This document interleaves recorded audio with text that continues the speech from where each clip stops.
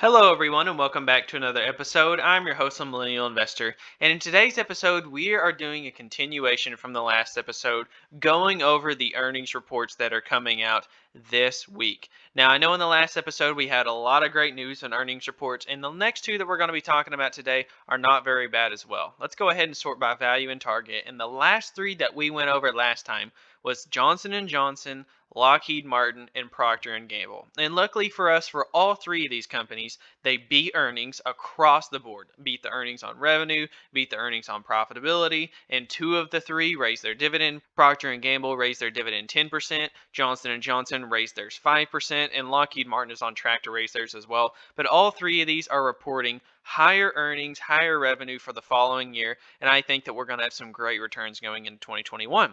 But not only those companies reported earnings, and we're going to go over two more in this video, we're also going to be talking about Kimberly-Clark. I've mentioned Kimberly-Clark a lot over the past couple of months because I've been increasing my position in them, and I think that now is a time to take advantage of some downward pressure on the stock. It's currently trading about $130 a share, and I'll be increasing my position more and more and more into this company going into 2021. And we'll also be talking about the new update for the dividend as of the last month or two when this was declared. I mentioned it on the channel, but I'll go over again here in this video.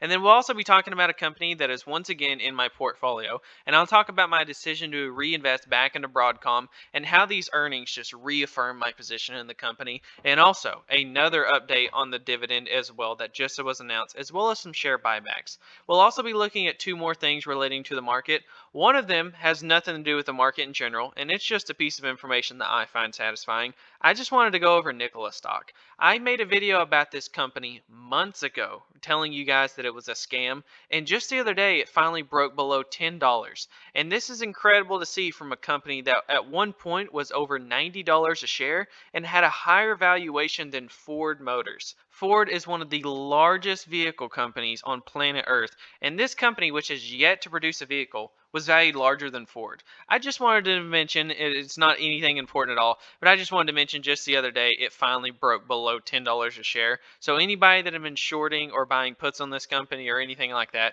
congratulations to you guys. But that's not important. We want to talk about what's really important for the market, and that is the new tax proposal that the Biden administration just announced. They announced that the target that they're looking to raise the tax rate for wealthy individuals up to 43.4%.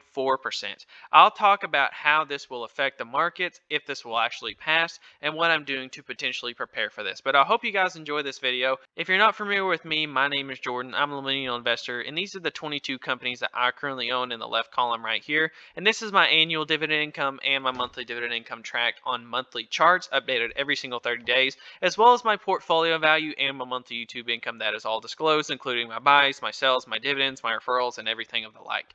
My investing goals for 2021 is listed down here below, as well as my 2021 stock market prediction. Now, if you want to get signed up with M1 Finance, we have an awesome opportunity where you can get $30 just for getting signed up. We had one get signed up this morning, and we now have 106 people signed up. And so all you got to do is use that link that is down below, which is where my mouse is hovering over right now. If you go down below in the description, you use that download link, you can download it and get a free $30.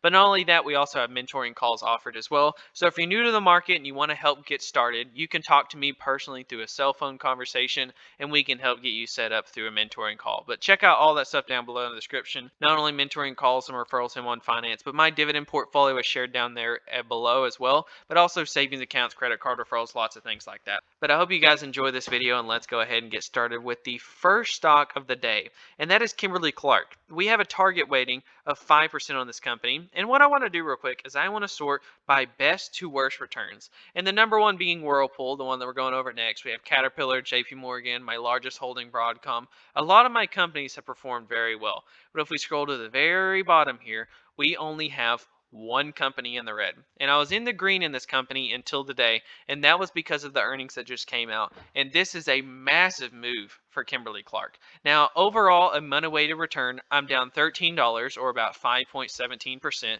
and I own 4.5 shares of this company at an average share price of $137. And today, after today's drop, it dropped down to $132. So I'm finally in the red on this company after today's big drop.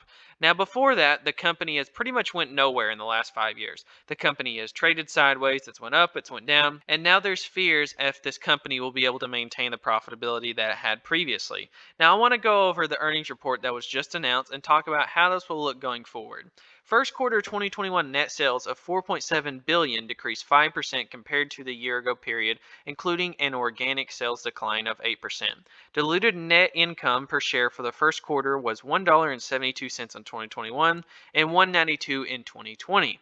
First quarter adjusted earnings per share were $1.80 in 2021 compared to $2.13 in 2020. So you see that the earnings were a little bit lower this year than they were last year. Now I want to talk about last year and why this is a little bit of a weird scenario, because at the beginning of last year, in February, March, that was when the pandemic was first happening. Do you remember 1 year ago from this time period when everybody was going to Walmart and you literally couldn't buy one roll of toilet paper? Well, guess who was the benefactor of that?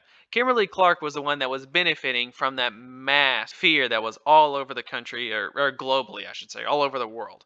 Well, everybody was going crazy and was buying toilet paper, paper towels, things to stock up their shelves like crazy, and Kimberly-Clark was the one selling those products. So not only were they putting good numbers during the pandemic, they were putting up incredible numbers during the pandemic, and that's why these numbers are a little bit lower than before. Now, a lot of analysts are projecting that this company will not have the type of profitability that it did in 2020, and it very well probably will not. It will probably not meet those incredible numbers that it did last year.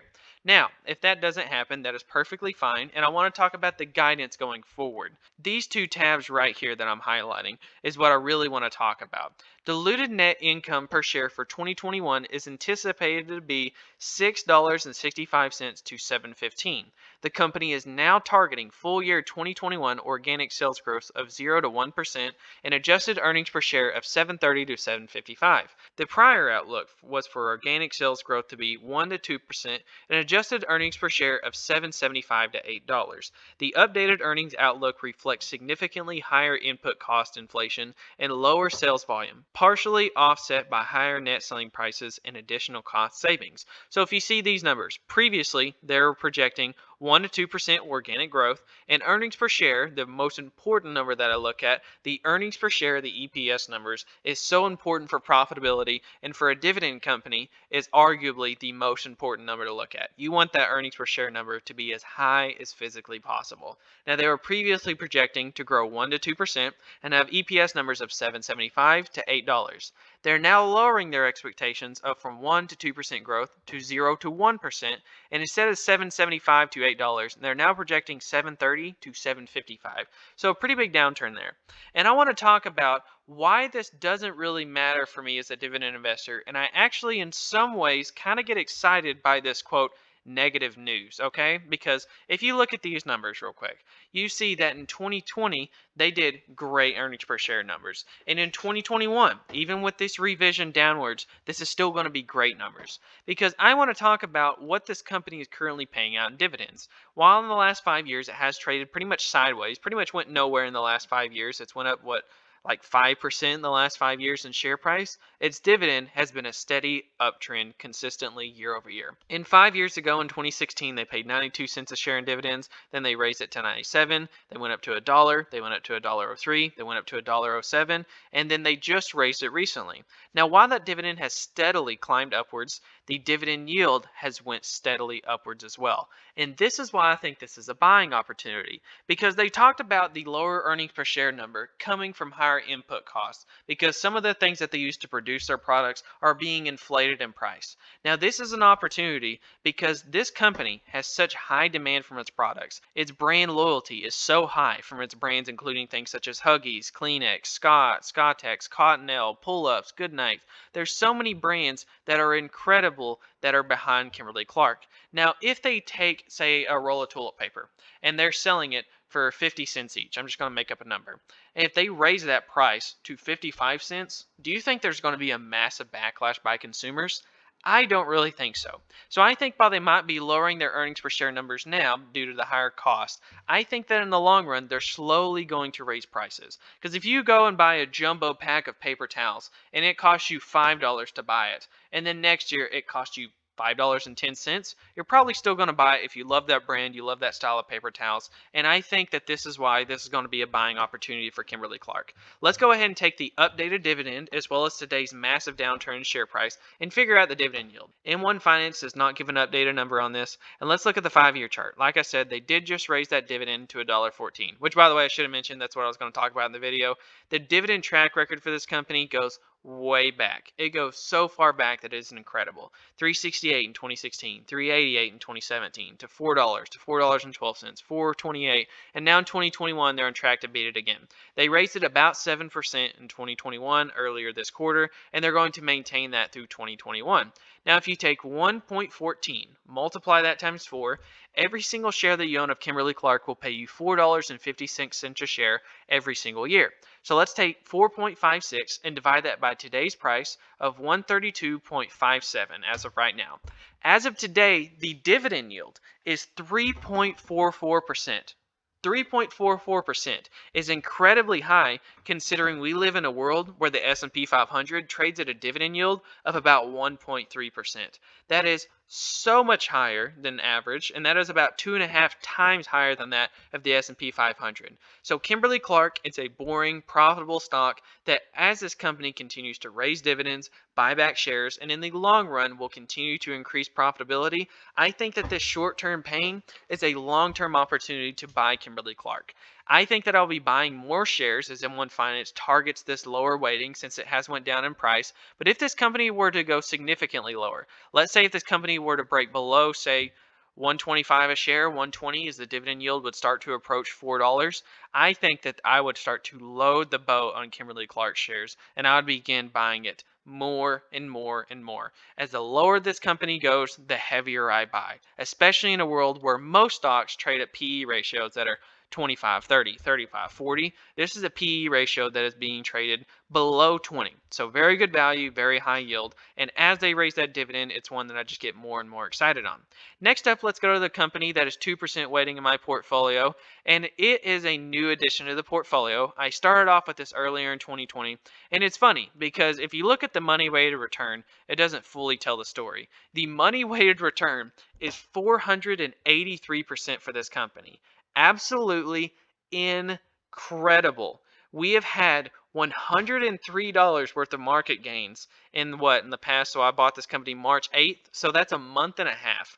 We have had incredible returns. I made one purchase for $197 a month and a half ago, and it has had green day after green day since, including today being up almost 3%. It is now up to $240 a share.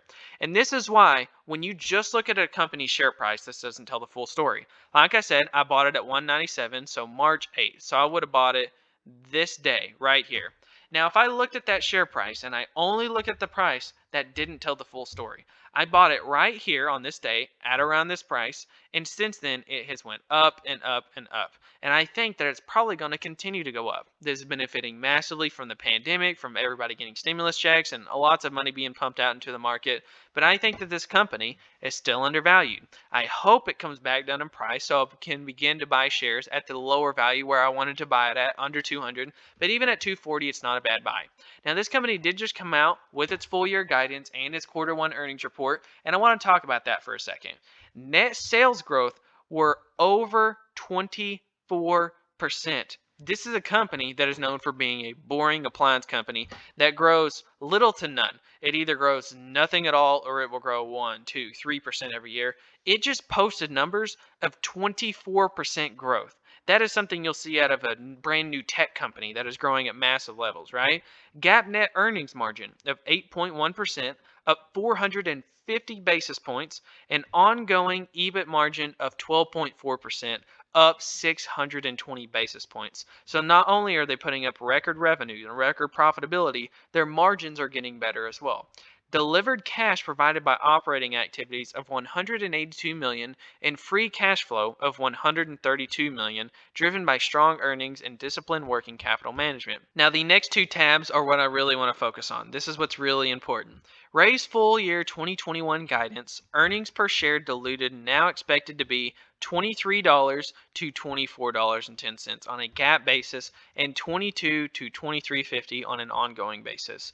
cash provided from operating activities of $1.7 billion, and free cash flow of roughly $1.25 billion. Not only did these incredible numbers come out, but this company has now raised its dividend back to back. They're now increasing their dividend to $1.40 a share. That is back-to-back raises, I believe, in the last 2 or 3 quarters.